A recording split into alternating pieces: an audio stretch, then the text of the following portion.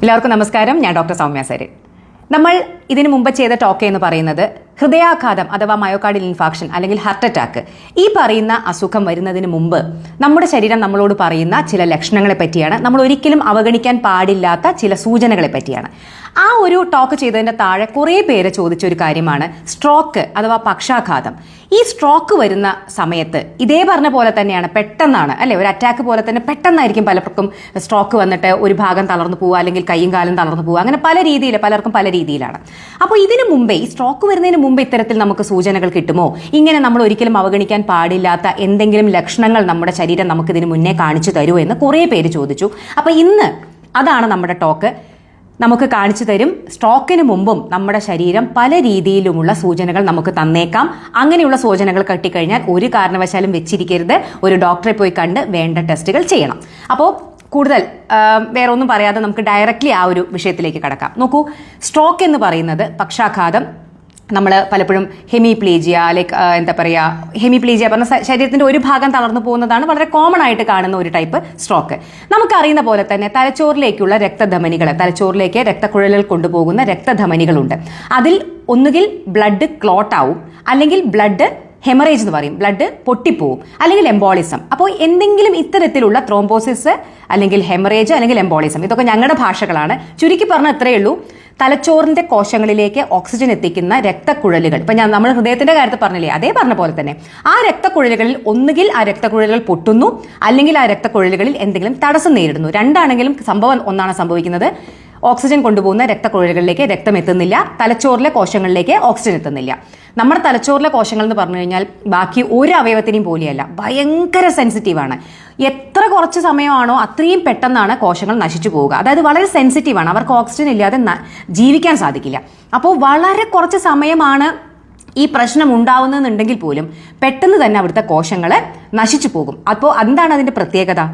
ഇങ്ങനെ ഒരു സംഭവം വന്നു കഴിഞ്ഞാൽ ഏറ്റവും വേഗം നമുക്ക് മനസ്സിലാവുക, എത്രയും വേഗം അതിന്റെ ചികിത്സ കൊടുക്കുക എന്നുള്ളത് സ്ട്രോക്കിന്റെ കാര്യത്തിൽ വളരെ ഇമ്പോർട്ടൻ്റ് ആണ്. കാരണം ഞാൻ ഈ പറഞ്ഞ പോലെ തലച്ചോറിലെ കോശങ്ങൾക്ക് ഓക്സിജൻ ഇല്ലാതെ വളരെ കുറച്ച് സമയം മാത്രമേ പിടിച്ചു നിൽക്കാൻ സാധിക്കൂ. എത്രയും വേഗം അത് നശിച്ചു പോകും. അതിന്റെ വേറൊരു പ്രശ്നം എന്ന് പറഞ്ഞു കഴിഞ്ഞാൽ ഈ നാശം പെർമനന്റ് ആണ്. നമുക്ക് പിന്നെ അതിനെ തിരിച്ചു കൊണ്ടുവരാൻ, വൺസ് നമ്മുടെ ബ്രെയിൻ സെൽസ് നശിച്ചു കഴിഞ്ഞാൽ, ഓക്സിജൻ കിട്ടാതെ അത് നശിച്ചു കഴിഞ്ഞാൽ അതിനെ നമുക്ക് വീണ്ടും തിരിച്ചു കൊണ്ടുവരാൻ സാധിക്കില്ല. So once the damage is done, it's done forever. സോ അതുകൊണ്ട് തന്നെ സ്ട്രോക്ക് എന്ന് പറയുന്നത് നമ്മൾ എത്രയും വേഗം കണ്ടുപിടിച്ച് ചികിത്സിക്കേണ്ട ഒരു അവസ്ഥയാണ്.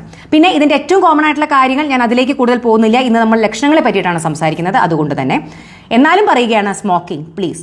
സ്മോക്കിംഗ് ആണ് one of the leading causes of stroke. അപ്പം അതുകൊണ്ട് പുകവലിയുള്ള ആളുകൾ ദയവേത് നിർത്തുക. പിന്നെ മദ്യപാനത്തിനെ പറ്റി ഞാൻ പറയേണ്ടല്ലോ, പുകവലി, മദ്യപാനം ഇതെല്ലാം അതിൽ ഉൾപ്പെടും. പിന്നെ ബ്ലഡ് പ്രഷർ, BP കൺട്രോളിലാവുക എന്നുള്ളത് വളരെ ഇമ്പോർട്ടൻ്റ് ആണ്.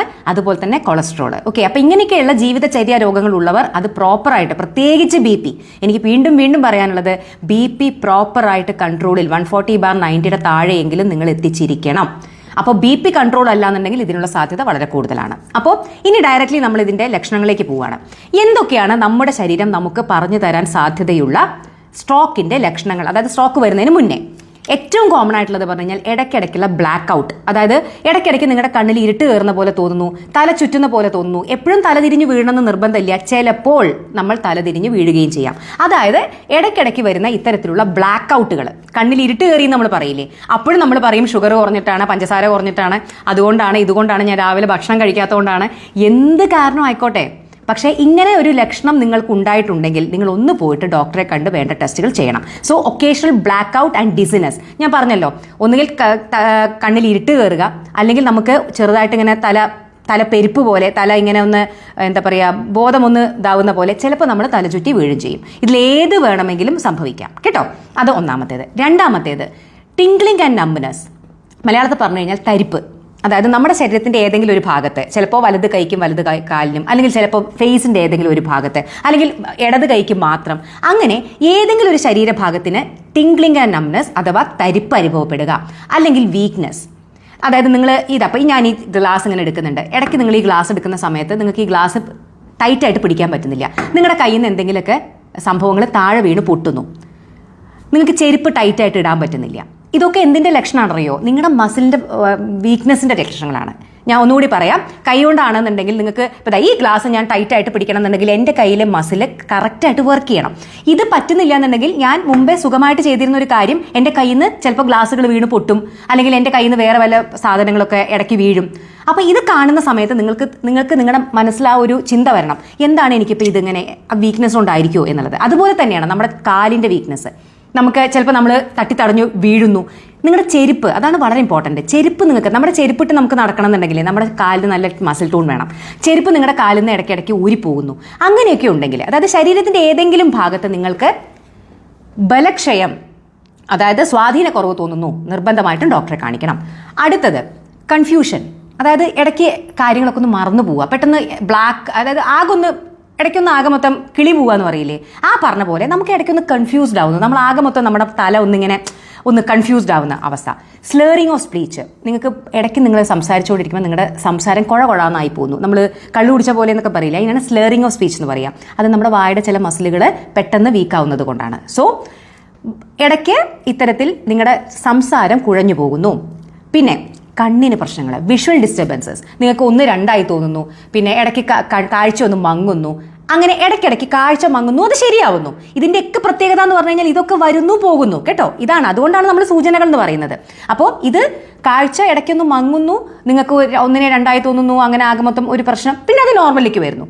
അപ്പോഴും നമ്മൾ എന്താ വിചാരിക്കുക, ഹേയ് നമ്മുടെ കണ്ണിൻ്റെ പവർ എന്തോ പ്രശ്നം വന്നിട്ടുണ്ട്, കണ്ണിൻ്റെ ഡോക്ടറെ കൊണ്ടേ കാണിക്കണം. അപ്പോഴും നമ്മൾ ചിലപ്പോൾ അങ്ങനെ ചിന്തിക്കും. അതും ആവാം ഇതും ആവാം കേട്ടോ. അടുത്തത് ഭയങ്കരമായിട്ടുള്ള ശക്തമായ തലവേദന വരുന്നു, ചിലപ്പോൾ പോകുന്നു. അപ്പോൾ ഇതൊക്കെയാണ്. പിന്നെ ബാലൻസ് വളരെ ഇമ്പോർട്ടൻ്റ് ആണ്. നിങ്ങളുടെ ശരീരത്തിൻ്റെ ബാലൻസ്, നമുക്ക് ശരീരത്തിൻ്റെ 2 സൈഡ് നന്നായി ബാലൻസ് ചെയ്താൽ മാത്രമേ നമുക്ക് അങ്ങോട്ടും ഇങ്ങോട്ടും ചരിയാതെയും ചായാതെയും വീഴാതെയൊക്കെ നടക്കാൻ പറ്റൂ. നിങ്ങളുടെ ശരീരത്തിൻ്റെ ബാലൻസ് നിങ്ങൾക്ക് ഇടയ്ക്ക് നഷ്ടപ്പെടുന്നു. അപ്പോൾ ഇങ്ങനെയുള്ള എന്ത് ലക്ഷണങ്ങൾ കണ്ടാലും, ഞാൻ ഒരിക്കൽ കൂടി പെട്ടെന്ന് വായിക്കാം. ഏതെങ്കിലും ശരീരഭാഗത്തിന് സ്വാധീനക്കുറവ്, ബലക്കുറവ് അഥവാ തരിപ്പ്, ഏതെങ്കിലും നിങ്ങൾക്ക് തലയ്ക്ക് ഇടയ്ക്കിടയ്ക്ക് ബ്ലാക്ക് ഔട്ടുകൾ, ഇടയ്ക്ക് നിങ്ങൾ കംപ്ലീറ്റ് ഒരു കിളിപോയ അവസ്ഥ, ഇടയ്ക്ക് എന്താ പറയുക കണ്ണിൽ ഇരുട്ട് കയറുന്നു, പെട്ടെന്ന് എന്താണ് സംഭവിച്ചതെന്ന് മനസ്സിലാവുന്നില്ല, കുറച്ച് കഴിയുമ്പോൾ ശരിയാവുന്നു, സമയങ്ങളിൽ ചെറുതായിട്ട് ബോധം മറഞ്ഞ പോലെ തോന്നുന്നു, ചിലപ്പോൾ ബോധക്ഷയം വന്ന് നിങ്ങൾ വീഴുന്നു, അങ്ങനെ. സീഷർ, അത് മറക്കരുത്. അപസ്മാരം എപ്പോൾ വന്നാലും വളരെ ഇമ്പോർട്ടൻ്റ് ആണ്. അപസ്മാരം എപ്പോൾ വന്നാലും അപ്പം തന്നെ കാണിക്കണം. പിന്നെ കാഴ്ചയ്ക്ക് ചില മങ്ങലുകൾ സംഭവിക്കുന്നു, ശരീരത്തിൻ്റെ ബാലൻസ് തെറ്റിപ്പോകുന്നു, ഇടയ്ക്കിടയ്ക്ക് ശക്തമായ തലവേദനകൾ വരുന്നു, ഇടയ്ക്ക് ഭയങ്കരമായ കൺഫ്യൂഷൻ വരുന്നു, നിങ്ങൾക്ക് എന്താണ് സംഭവിക്കുന്നതെന്ന് മനസ്സിലാവുന്നില്ല, നിങ്ങളുടെ വർത്തമാനം കുഴഞ്ഞു പോകുന്നു. അപ്പോൾ ഇത് ഓർത്തു വയ്ക്കാൻ പെട്ടെന്ന് ഒരു മാർഗമുണ്ട്. ബി ഫാസ്റ്റ്, അതായത് പെട്ടെന്ന് പ്രതികരിക്കൂ എന്നുള്ള പോലെ. BEFAST. എന്താണ് ഈ ബി ഫാസ്റ്റ്? ബി ആണ് ബാലൻസ്, ഇ ആണ് ഐ, ബിയിലെ BE ബാലൻസ് ഐ, F ആണ് ഫേസ്, A ആണ് ആംസ്, S ആണ് സ്പീച്ച്, T എന്ന് പറഞ്ഞാൽ ടൈം കളയാനില്ല. മനസ്സിലായോ? ബി ഫാസ്റ്റ് എന്ന് എപ്പോഴും ഓർത്ത് വയ്ക്കുക സ്ട്രോക്കിന്റെ കാര്യത്തിൽ. ബി ശരീരത്തിന്റെ ബാലൻസ്, ഐ കണ്ണിന്റെ കാഴ്ച, F ഫേസ്, അതായത് നിങ്ങളുടെ മുഖത്തിന്, അത് നിങ്ങൾക്ക് സ്ലേറിംഗ് ഓഫ് സ്പീച്ച് ആവാം, അല്ലെങ്കിൽ നിങ്ങളുടെ മുഖത്തെ മസിൽസ്, അല്ലെങ്കിൽ എവിടെയെങ്കിലും കോടിപ്പോകുന്നു, അങ്ങനെ എന്തെങ്കിലും ഫേസിന് മാറ്റങ്ങൾ. ആംസ് പറഞ്ഞു കഴിഞ്ഞാൽ നിങ്ങളുടെ കൈകാലുകൾ എന്നാണ് അർത്ഥം. കൈക്കോ കാൽക്കോ ബലക്കുറവോ എന്തെങ്കിലും ഇത്തരത്തിൽ തരിപ്പോ. യെസ് സ്പീച്ച്, നിങ്ങളുടെ സ്പീച്ച് സ്ലേറിംഗ് വരുന്നു. ടൈം. ഓക്കെ, ടൈം കളയരുത്. അപ്പോൾ അവസാനത്തെ ഈ ടീയുടെ കാര്യമാണ് എനിക്ക് ലാസ്റ്റായിട്ട് നിങ്ങളോട് പറയാനുള്ളത്. എന്താണ് ടൈം? എന്താണ് ഗോൾഡൻ അവർ ഓഫ് സ്ട്രോക്ക്?